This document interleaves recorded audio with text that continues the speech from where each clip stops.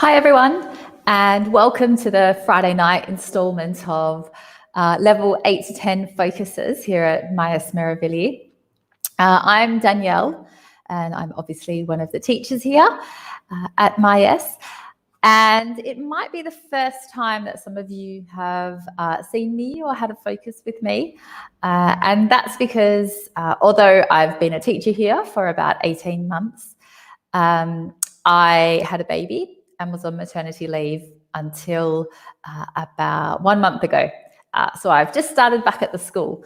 Now, unfortunately, obviously we haven't had focuses and lessons at the school this week, nor last week. And so we're doing these online webinars as a way to keep you guys fresh and to give you some content and some focuses that you can hopefully engage with to sort of brush up and keep up to date with your English.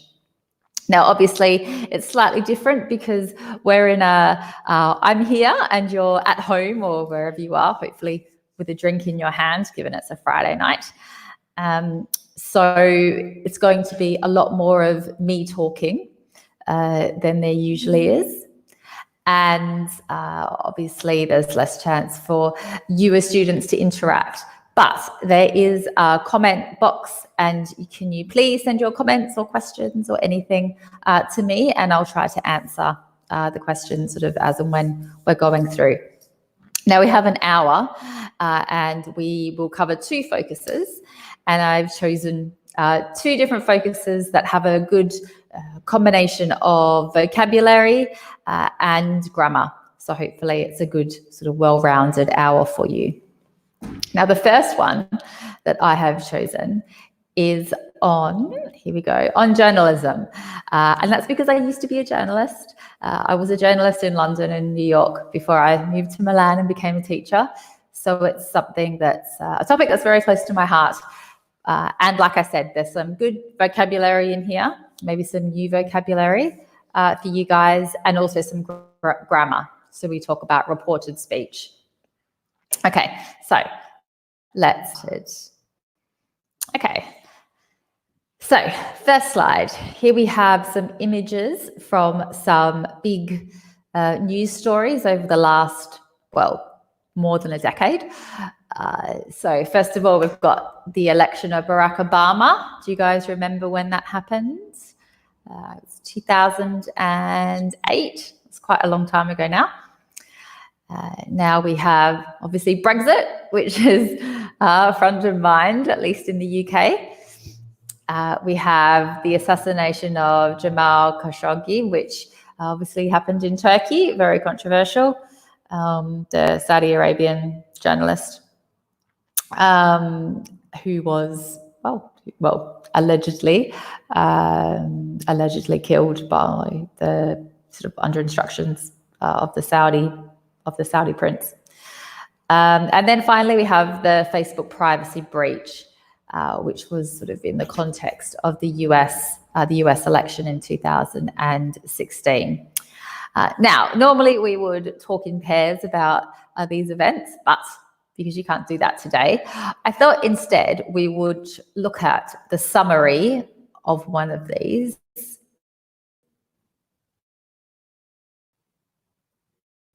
Once it comes up on my screen, hopefully it comes up in a... Okay, loading. Okay, once it appears, I thought we would read through the description of the Cambridge Analytica. Here we go, Cambridge Analytica event, because it includes some really interesting vocabulary that might be new for you. It's quite complex vocab, but because you guys are level 8 to 10, you're obviously very good, and you can you're at the point where you can broaden some of it. Okay, I hope this is big enough for you. Let me see if I can zoom in a little bit. Here we go. All right, I'll read it out loud so that you can hear the pronunciation. So Cambridge Analytica. Many of us know that our personal lives are often more public than we would like them to be. How many times have you Googled something and then seen an advertisement for it appear on your Facebook or Instagram feed? After Cambridge Analytica, a British consulting firm, was exposed for collecting data from 87 million people on Facebook without their permission in early 2018, people started to learn just how little privacy they had on the internet. Data collected by Cambridge Analytica was used by right-wing candidates like Ted Cruz, Ben Carson, and allegedly Donald Trump to target ads at voters. In 2017, there were reports that Cambridge Analytica helped spread Russian propaganda, ultimately helping Trump get elected. Mark Zuckerberg, founder of Facebook, famously testified in front of US Congress, apologizing for the sharing of users' personal data. This event highlighted how fake news can be easily created and shared to millions of targeted users. All right, so obviously quite a complex situation. I'm sure you guys, or at least some of you, were familiar with it when it happened or sort of know about the consequences now. But let's just go through and look at some of some interesting words in here. And once you've read it yourself, let me know if you have a question about any specific words, all right? Any words that you don't understand. If you sort of type it in the comment box, and then I can explain to you all what it means. But the first thing the first word that I thought might be interesting is this at the end, feed. Okay, but you can see my highlighter is, all right, so your feed, so feed can mean different things. Feed is when you give food to someone else, all right? So usually you feed a baby or you feed an animal. But in this context, your feed is usually on social media, and it's usually for Facebook or for Instagram. And it's as you scroll through all of the updates you get from everyone that you follow, or it's your wall. No, it's not your wall. Everyone that you follow, or sort of your friends. Okay, so as you're scrolling through, that is your feed. The next thing I wanted to point out is something which can be a common problem because it's quite different in Italian. Is 1, 2, 3, 4, 5. So internet. You know the internet, all right? There's always the beforehand. We have to use the article before it in English. Another thing I wanted to point out or ask about, what does this mean? Let me see if I can highlight this. Yes, I can. Right wing. What does that mean? Does anyone know? All right. So in politics, you talk about the left and the right, but when we say in English, we often say right wing or left wing, right? Not just right and left. So right wing, obviously, the more conservative you are, and the left wing, the more sort of socialist leaning that you are. Right. Next word. Allegedly. This is a word which journalists often use, but you can also use it in a work context. I don't know if anyone knows what it means. If you do, can you type it in the comment box? I'm quite interested to know if anyone knows.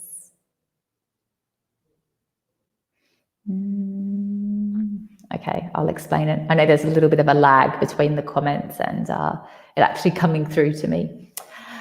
So allegedly is where you use this when you're describing information or a fact or a situation that you understand to be true, but you don't personally know. All right? So if someone tells you something, you can say to another person, allegedly, blah, blah, blah. For example, Tiago, one of the other teachers, is here tonight with me. If he tells me, apparently so-and-so is going to come and lock up the school tonight, I can say, allegedly, he's coming to the school to lock up tonight. Okay, I don't know for a fact. Next one. Okay, this is target.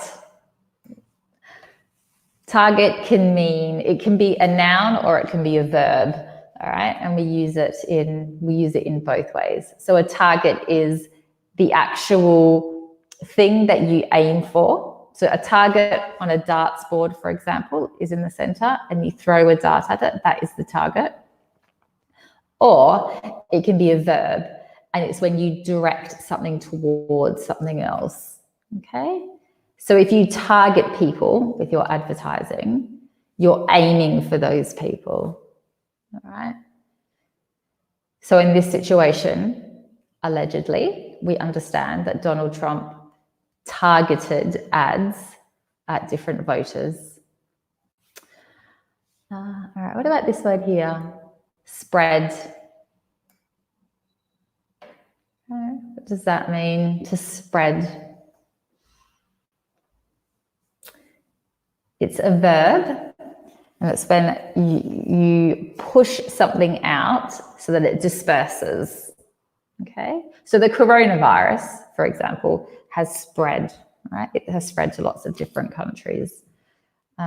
Spread can also be a noun, and it's something that we talk about something you put on bread, okay? So a very different context, a very different example, but it has that meaning as well. So for example, jam or marmalade is a type of spread, okay? You spread it on.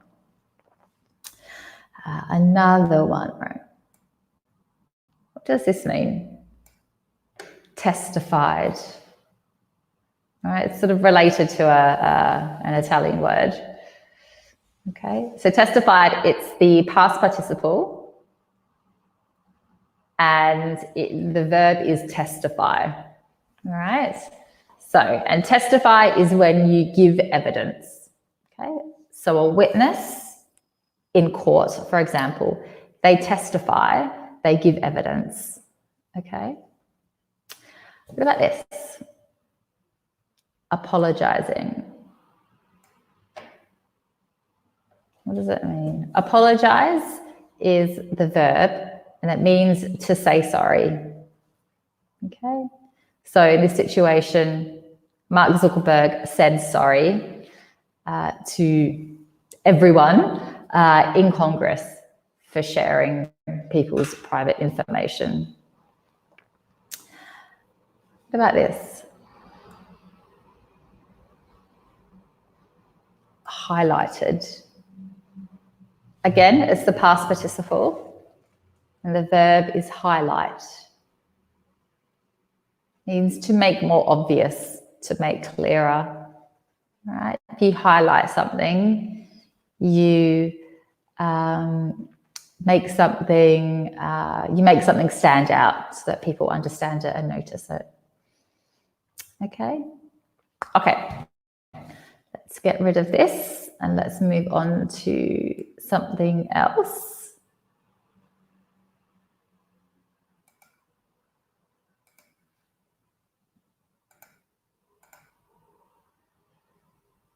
All right, here are some more interesting sort of words we'll go through quickly. So here you have the same 4 events, and here are the descriptions of those events. So first, the creation and diffusion of fake news. Okay, what does diffusion mean?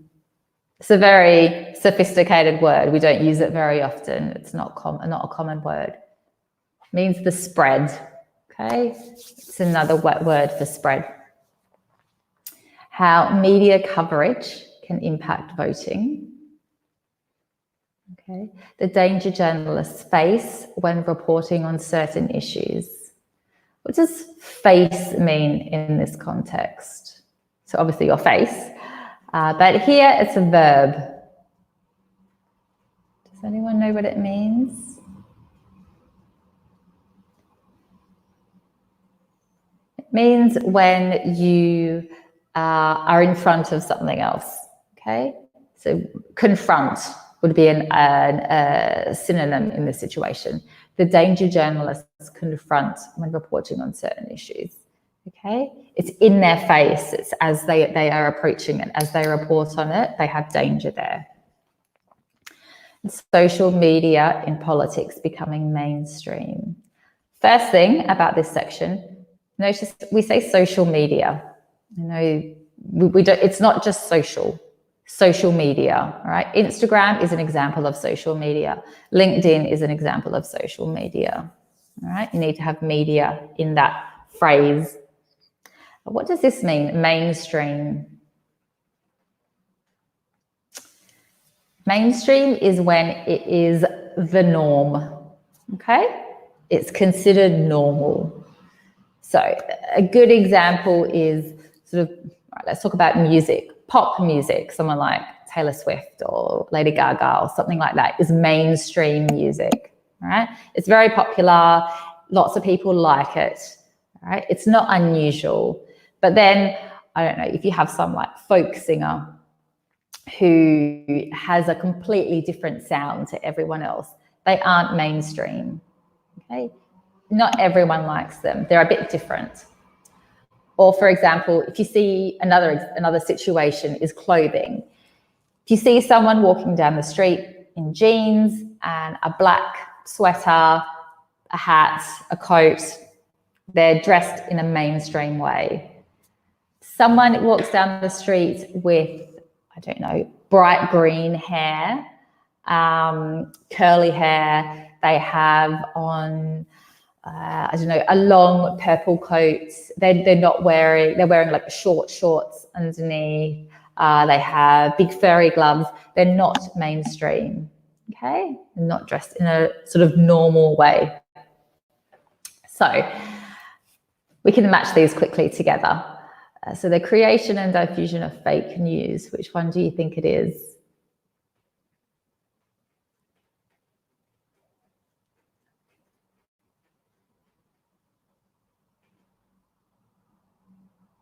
Cambridge Analytica, yeah, like we just discussed. How media coverage can impact voting. This one is a bit hard, but it was about Brexit because there was lots of fake news. Yeah, well, no, there was lots of exaggerated reporting in the UK that led to the Brexit vote. The danger journalists face from reporting, it's this one here, obviously, and then social media becoming mainstream because during the 2008 election in the US, it was one of the first examples. Obama was one of the first politicians to really use social media to help him. Someone's made a very good comment here. For a good example of mainstream is I washed my hands before it was mainstream, for example. Yes, that's exactly right. Now everyone is washing their hands constantly, whereas before we all should have been doing it. Now washing your hands all the time is definitely mainstream in Milan. All right, let's move on. Okay, here we have a good old matching up exercise. So here we have some interesting journalism words, and on the right are their definitions. So I'll just read through them. So the words are tabloid, broadsheet, sensationalism, coverage, bias, manipulate. And the definitions are exaggerated news to get people's attention, newspapers that focus on gossip, newspapers that focus on politics and finance, a strong opinion, the attention given to a story, to change the truth or influence people. Okay, I'll just let you have a think about it for a second. With your answers, if you want to type them into me, that would be great because I'm interested to know what people think.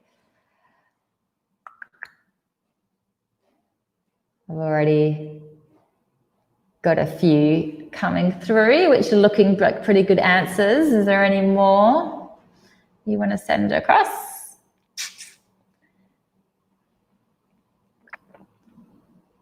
Or are there any words in here you don't understand? You can let me know. Any words in the definitions that you need me to explain? No? Okay, let's get started. So a tabloid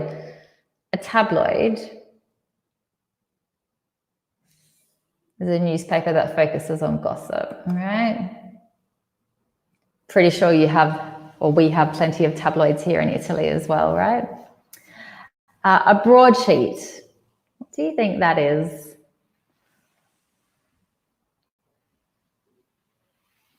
I got some more answers coming through. Great, I love it. Guys, you need to write to me. We need to make this as interactive as possible, at least between me and you guys, even if you can't interact with each other. A broadsheet. Okay, so a broadsheet is a newspaper that focuses on politics and finance. And the reason it's called a broadsheet is because traditionally these newspapers were really big. Okay, so you'd have to read it like that. They're not small ones. They are twice the size of normal newspapers. So the Financial Times, for example, it's like this, and you'd have to read it like that, right? So they're very broad, because broad means wide, all right? So that's the idea, is that they're very broad. Sensationalism. This is not a good thing. Exaggerated news to get people's attention. So, for example, in the lead up to the Brexit referendum in the UK, there was a lot of sensationalism in the newspaper, in some newspapers, in the tabloids, to be exact. Okay, and even maybe with the coronavirus pandemic happening in Italy, some people might say that there has been some sensationalism in certain news outlets, in certain newspapers or TV stations. Okay, and that has not helped the panic. Yeah, has sort of made people panic. This sensationalism, they've sensationalized everything, made it seem more bigger than it is, or a bigger concern than it should be. Okay, coverage. Someone's got this right. All right, well done. It's the attention given to a story. All right, the attention given to a story. So the media coverage of coronavirus is very dispersed at the moment. Okay, it's extensive. There is extensive media coverage. Okay, now we have bias and manipulate. And someone's made a very good point. They've said they seem similar. Now, not quite. Bias is a strong opinion. All right. So, or bias is when it's something that makes you strongly in favor of something. All right. So a journalist, for example, a journalist should be fair and objective. All right. They should be very objective. If they are biased, that means they can't give a fair opinion. All right. So a journalist who is biased, for example, in the UK, a journalist who is very anti-EU, someone who was very pro-Brexit, they write an article, they are biased, all right? They have a strong opinion, and that opinion is that the UK is better off outside of the EU. They have a strong opinion, they are biased, all right? Now, manipulate, this is a verb, all right? If you manipulate someone or something, manipulate sort of means that you change it, all right? So you take something and you sort of change it to be slightly different. So if you manipulate someone, that means you make them do something they don't want to do through either your words or your actions. Okay? I hope that helps. But yeah, bias. So bias is more like, is a quality. All right. If you are biased, that means you're not objective.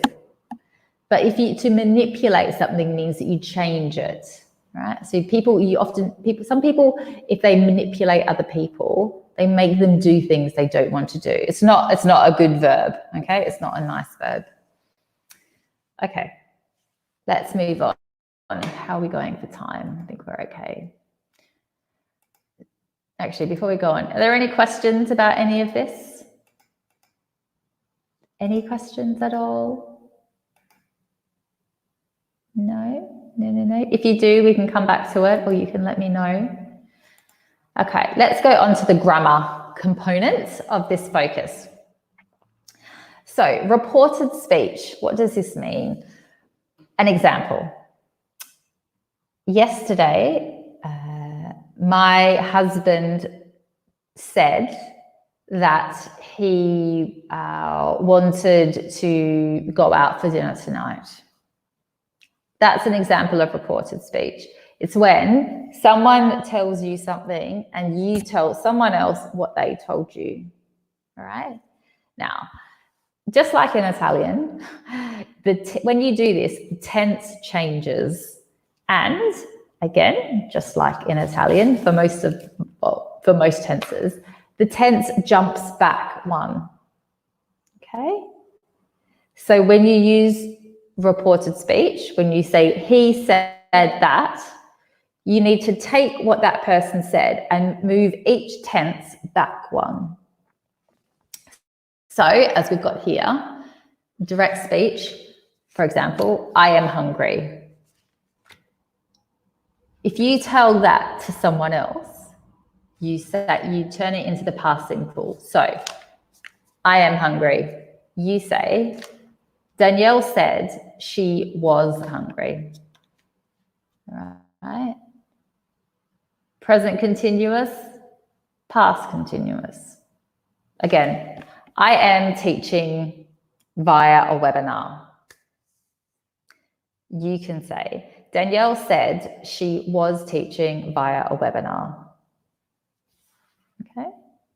Present perfect. I have lived in Milan for 18 months. Danielle said she had lived in Milan for 18 months. Okay. Now let's look at some examples. All right, we've got 4 examples. Let's see if you can do them. So I want to go home. Can you turn this into into indirect speech? Sorry, reported speech. If anyone can do it, if you can type it away, and then I can let you know if it's right or not.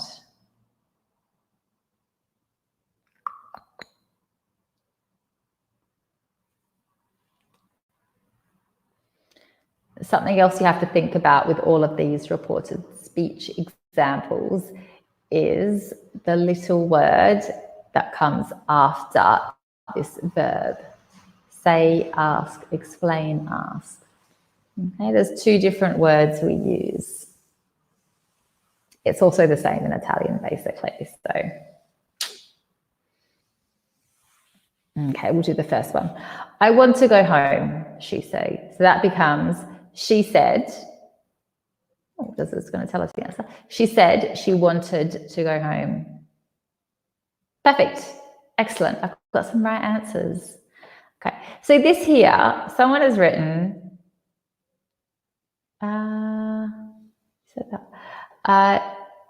someone has written, she said that she wanted to go home. That's also correct. All right. They're both correct. She said she wanted to go home, or she said that she wanted to go home. They're both correct.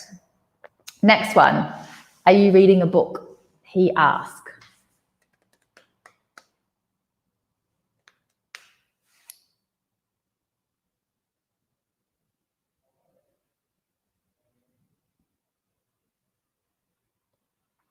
I'm getting lots of correct answers coming through, which is nice to see. Are you reading a book? He asked.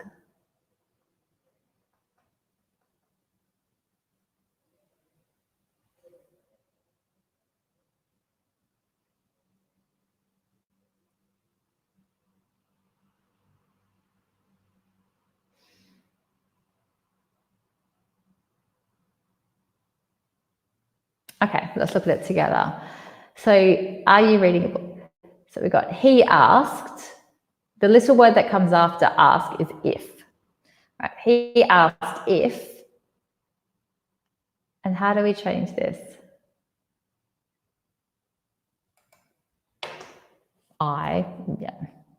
because it's a conversation between two people. I was reading a book.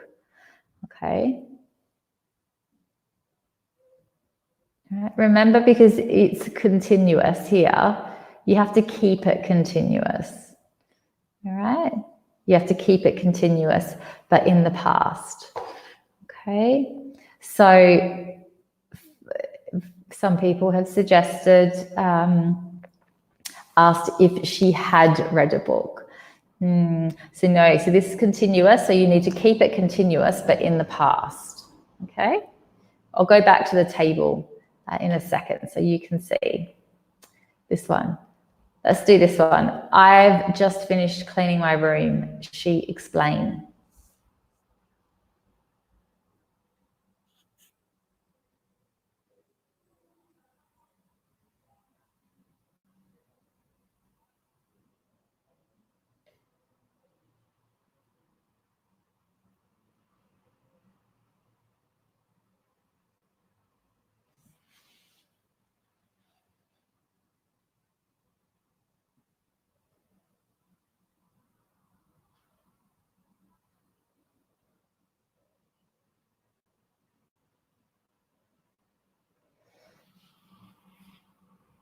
Okay, so the answer is she explained that she had just finished cleaning her room. Okay, so you've got she explained, obviously, and here you've got that, and she had, all right? So it's the past perfect. I have just finished. She had just finished. All right, so we've got the present perfect here, becomes the past perfect here. All right, and the other thing you need to watch is that the pronoun changes. So here it's I, here it's she. All right. How about this one? Have you been watching TV all day? So this is the present perfect continuous. Have you been watching TV?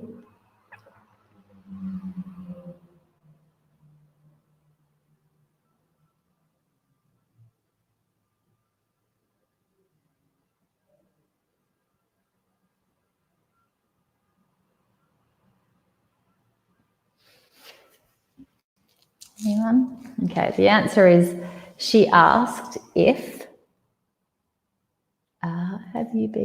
if I had been watching TV all day. Okay, so here we've got the present perfect continuous. Have you been watching? Becomes the past perfect continuous. It goes back 1/10. Had been watching TV all day. Okay, this takes a little bit of practice. Let me go back here. This here is a good table to sort of to remember, okay, and to make a note of.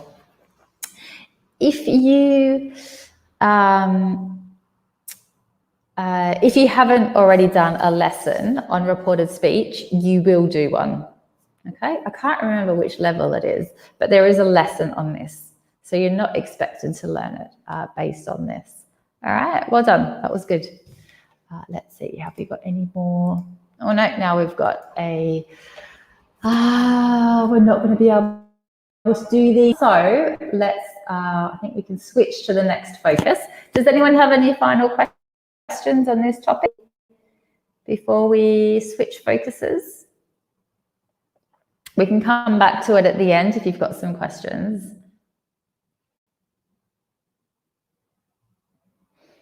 Okay, I'll just switch these screens.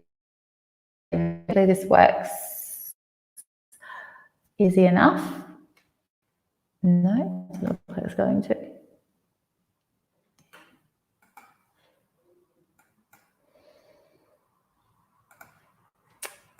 Okay, I hope you guys all have fun weekends planned after spending your Friday evening with me. learning English. All right, guys. Now we have the next focus. Let's get this up. Okay, next focus is on childhood. Okay.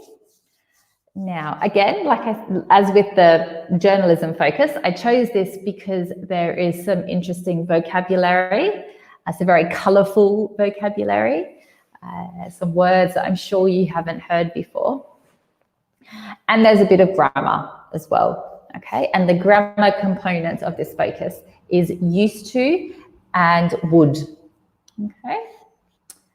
So let's get started.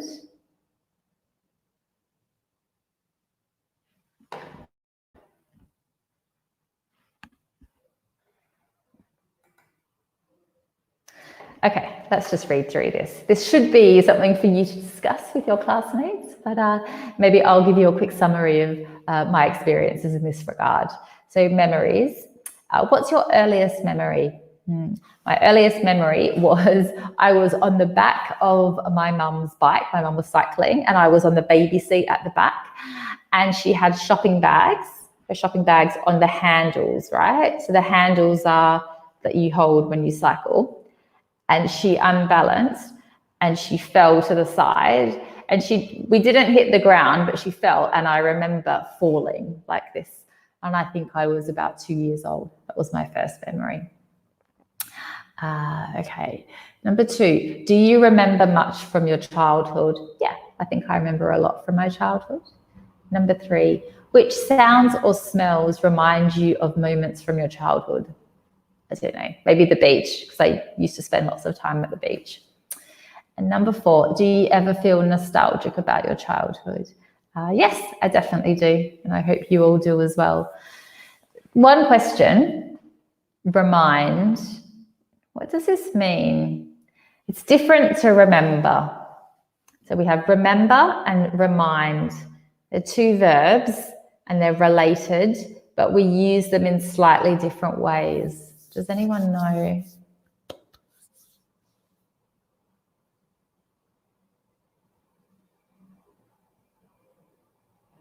No? Okay, so remember is something you do yourself, right? So if you remember something, it's just an action that happens in your head, nowhere else.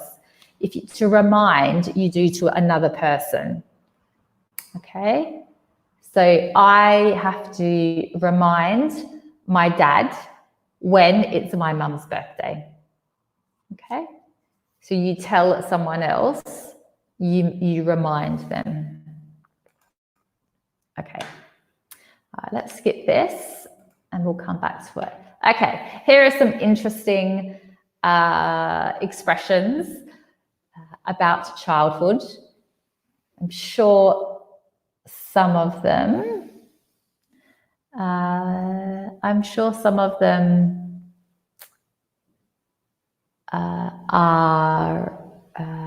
new to you. Some of them aren't very common. So we've got the phrases on the left and the definitions on the right. So I'll read them so you can hear the pronunciation, and then you can see if you can match them. So,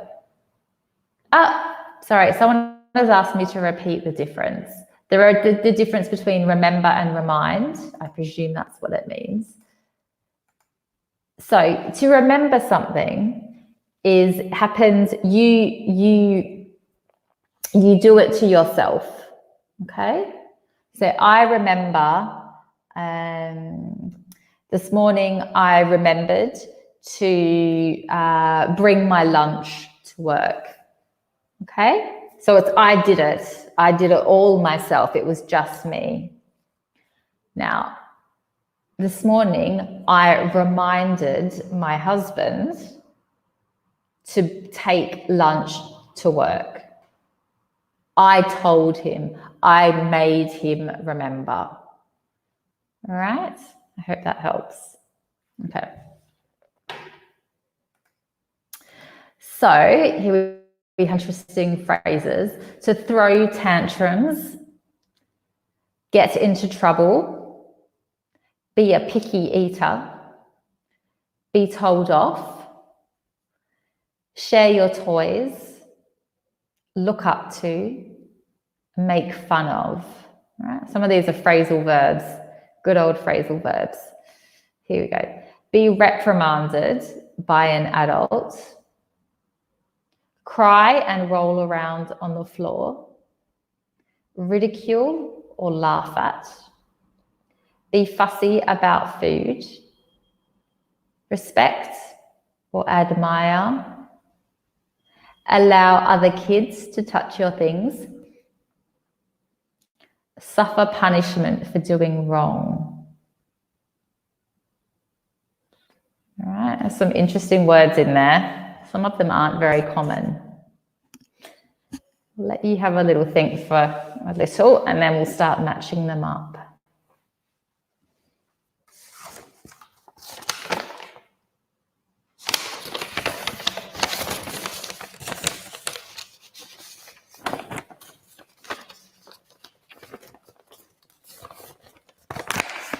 Like I said, there are some phrasal verbs in here, which you might know from, I think there's a level 8. I think there's a level 8 class lesson on some of them.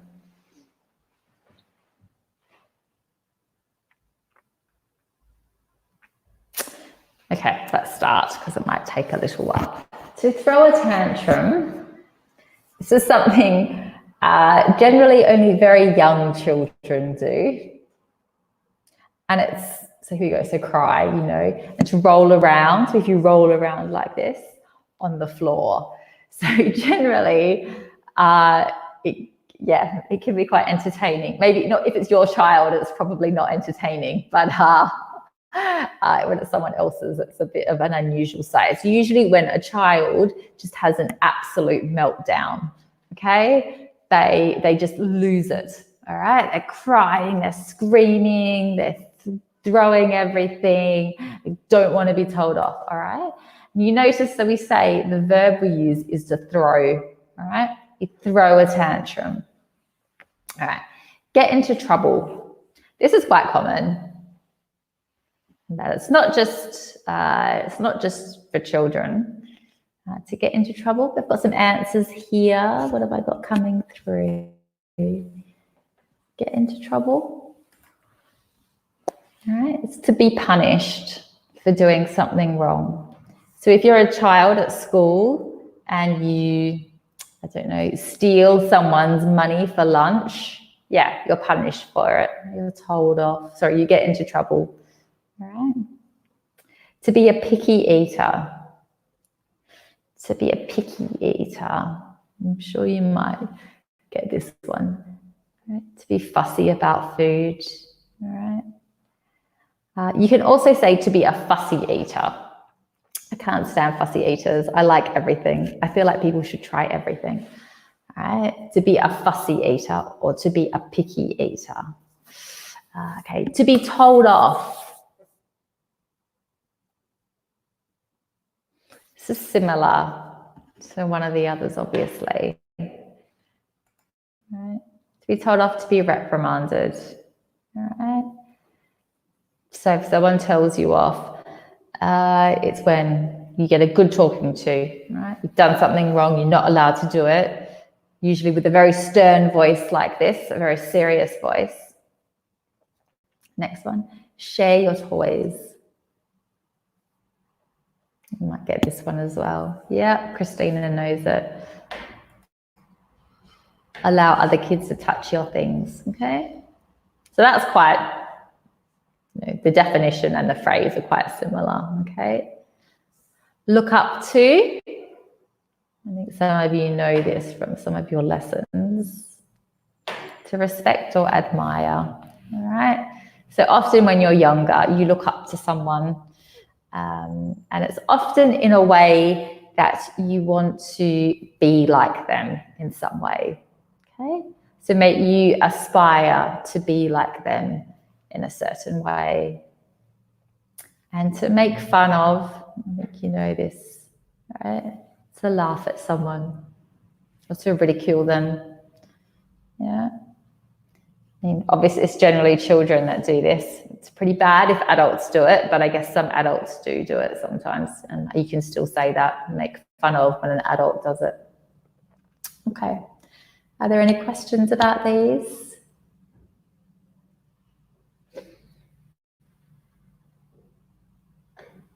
If you have any questions about these, if you type it in and I can come back at the end. Actually, one thing I should say, these aren't very, very common phrases. They're very specific to children, all right? So you don't need to be an expert in them by any stretch. Make fun of and look up to. You obviously need to know because they're phrasal verbs, and maybe to be told off is quite common. To get into trouble is quite common, all right? All right, this is the grammar part of the focus. So here, obviously, we have different ways to talk about the past, many different tenses, but we also have used to and would, all right? These, we use these to talk about things which, so there's a few different situations. They're very similar, all right? They're very similar, and the first thing I'll say is that used to is much more common than would. And that's because used to you can use in more situations. Would has a slightly narrower, you can use it in less situations. Now, let's read this. Used to, we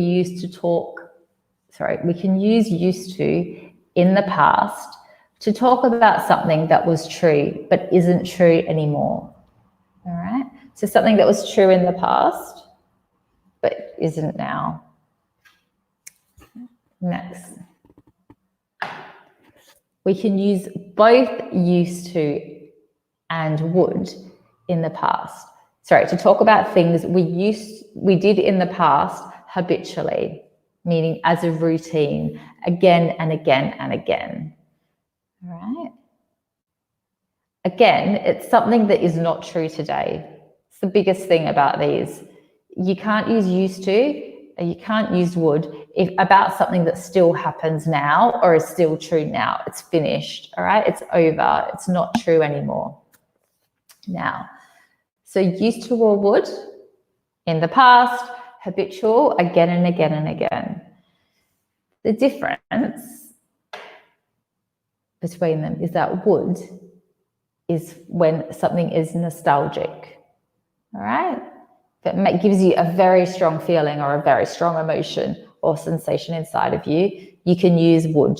Right? You can still use used to, but would is an option.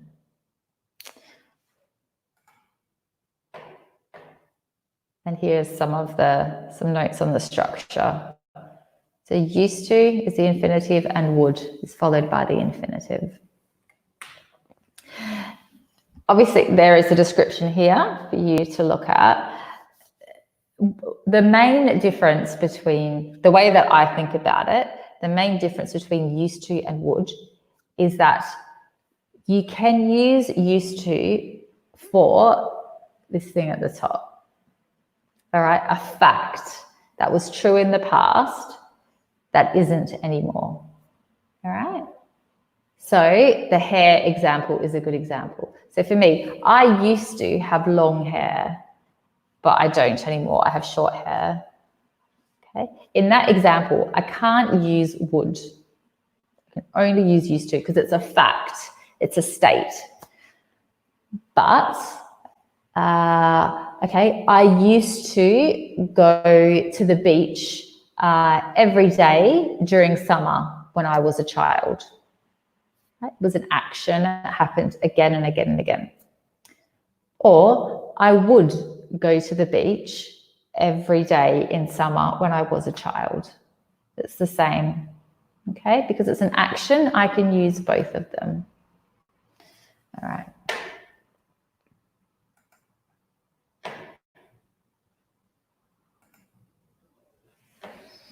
We need some more practice. Okay, the rest of them should be interactive. So let me give you some more examples. All right, for used to, for a fact, Barack Obama used to be president of the United States. Right? It's a fact. I can't say Barack Obama would be president of the United States. I can't say that. All right? Only used to, because it's a fact, it's a state.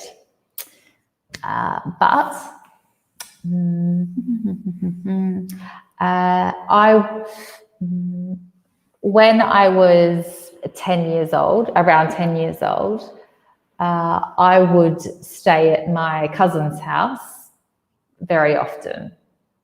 Right? It was a nice feeling, a nice memory from my childhood.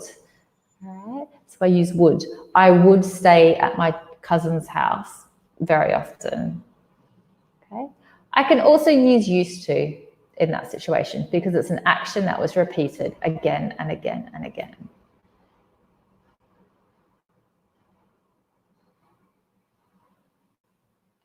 Sorry, I'm just reading one of the comments here. All right, so just, okay, I'll respond to this. Sorry, I've got a comment, but I'll respond later. What else can we use? All right, when I lived in London, I used to walk to work. All right, so it's a fact, it was something in the past, and I used to do it again and again and again. Or when I lived in London, I would walk to work. All right, because it's something, it was a nice feeling, it was a nice memory. Okay, let's go back. We've got 10 minutes, less than 10 minutes. This is something, this is quite interesting. Grow up, all right? It's quite a common phrase in English. When I grow up, I want to be blah, blah, blah, blah, blah. Now, there's an article and it shows the top 10 jobs that kids want to do when they're young. All right, and it's quite interesting because it's, I think some of them are not what you'd expect. All right. So let's have a look at the article. We can also look at it because interesting vocabulary. Do not going. Sorry, guys. Let's get rid of that one. It doesn't like the link at all.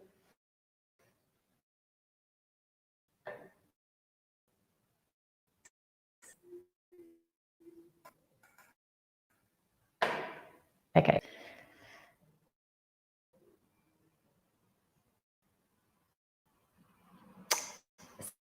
Sorry, guys, the internet is being very slow tonight.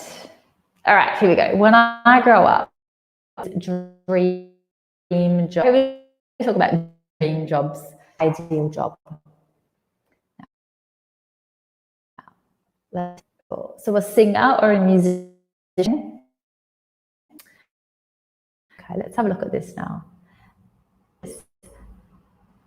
A very young Celine Dion wanted to become when she grew up, and look at her now, awards and more than 2 million albums in sales later. World's singer of all time. But the queen of pop isn't the only person to dream a career in music and succeeding at it.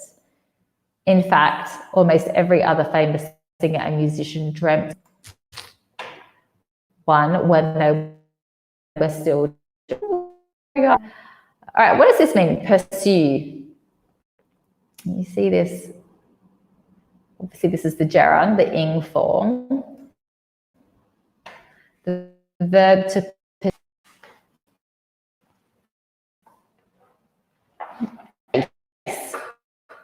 All right, so you can on if you someone, you pursue them. It can be in a physical, also be in a. It can also that if someone likes someone else, romantic sense, they pursue them. All right, they want them. They're going after them. But in this sense, she pursues her dream.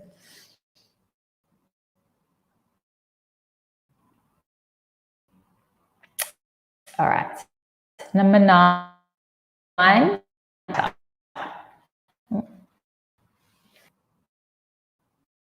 Sorry, guys, I can see that my internet and my very, very clear.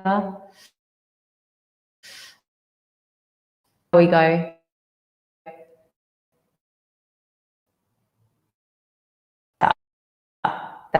That is number 9.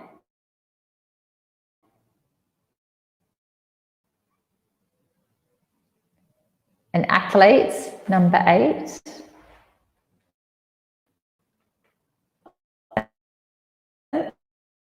Number 7.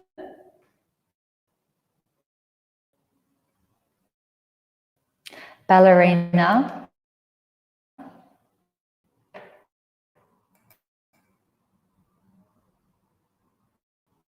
Chef.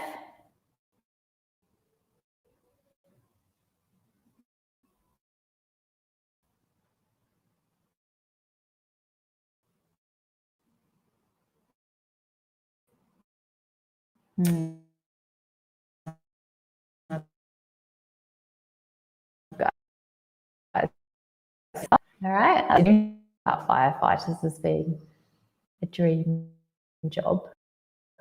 An astronaut certainly makes sense. And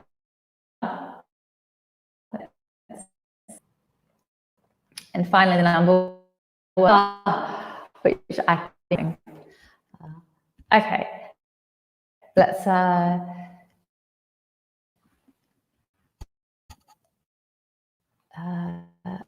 is interesting vocabulary. Yeah.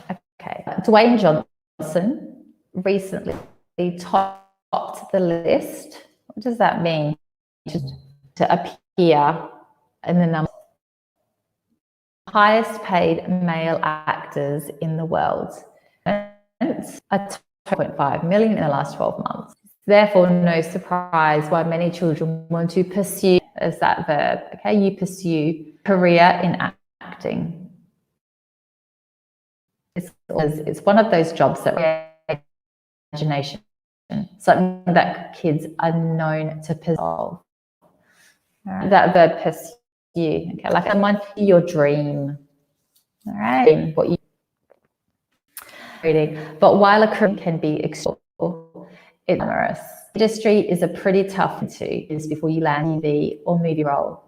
The late Alan Rickman was 36 when he landed Dance Group in 1988. Blood, he was my age. Okay, let's look at some words in here. What was he? Obviously, as an adjective, that means he's very beautiful, has a beautiful face. It's an adverb, describes it. Means the industry is a pretty tough one. Industry is nearly 9 and it's pretty outside. All right, it's quite dark outside. We use this a lot. What does this mean? To break into. It usually means when you enter somewhere without permission. So, for example, a robber or a thief breaks into a house, right, or a shop or a school or wherever. But in this context, it's like a metaphor. It's metaphorically. So for them to find a way into the industry. All right. Okay, guys. You said well. So let's do a quick recap of things we've spoken about today. In terms of your childhood, used to and would. All right. As we said, ways to talk about the past, but things that are not true or don't happen anymore today. All right. It has to be, if it still happens today, you can't talk about it. You can't use used to and would. We've got some interesting phrases and phrasal verbs about your childhood. Okay. And then going back to our journalism focus, you've got your reported speech, And you've got some of the interesting words that we went through about journalism. And also the words in the Cambridge Analytica explanation. Christina has just written an excellent definition of break into, and she has written enter by force. Yeah, that's exactly it. All right. You enter by force. You don't have permission to do it. Okay, guys, well done. You all did very well. So enjoy the rest of your weekend, and I will see you next time, either on a webinar or if not, hopefully in school very, very soon. Have a great weekend, guys. See you later. Bye.